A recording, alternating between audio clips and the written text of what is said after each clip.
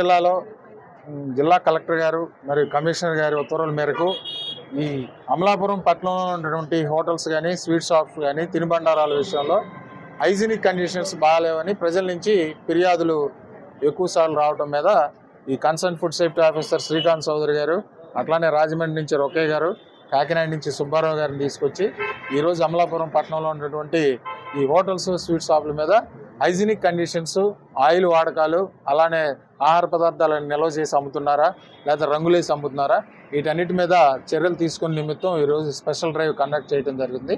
దాంట్లో భాగంగానే ఈ వెజిటేరియన్ రెస్టారెంట్ కింద టిఫిన్ సెంటర్ పైన ఉన్నటువంటి భోజన హోటల్స్కి రావడం జరిగింది.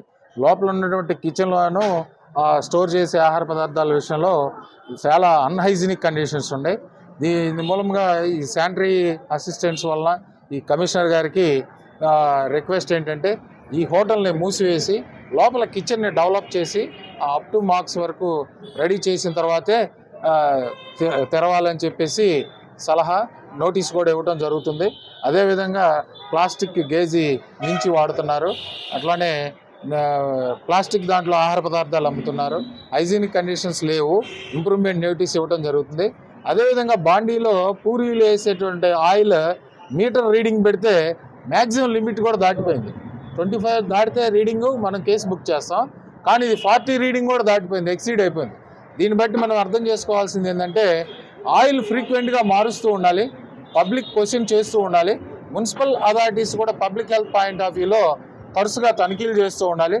ఎక్కడైనా అన్హైజీనిక్ కండిషన్స్ ఉంటే ఇమీడియట్లీ రెక్టిఫై చేసుకున్న తర్వాతే ఆ హోటల్స్ తెరిచేటట్టు చర్యలు తీసుకోవాలని కమిషనర్ గారికి కూడా సలహా ఇస్తాం జరుగుతుంది. ఎక్కడన్నా తేడా ఉంటే కఠినమైన చర్యలు తీసుకుంటాం. పబ్లిక్ హెల్త్ పాయింట్ ఆఫ్ వ్యూలో కానీ ప్రజారోగ్యానికి సంబంధించి కానీ ఏ విషయమైనా రాజీ లేదని మీ ద్వారా తెలియదు. ప్లాస్టిక్ కవర్స్ గేజీ పరిమితికి లోబడి లేనందువల్ల ఆహార పదార్థాలు అవన్నీ అమ్ముతున్నారు. దాని మీద మున్సిపల్ అథారిటీస్ పెనాల్టీ విధించారు. మా వైపు నుంచి ఇంప్రూవ్మెంట్ నోటీస్ ఇచ్చాం. అట్లానే ఆయిల్ రీడింగ్ టీపీసీ మీటర్లో మోర్ దెన్ 40 ఉంది, దాని మీద కేసు బుక్ చేస్తున్నాం.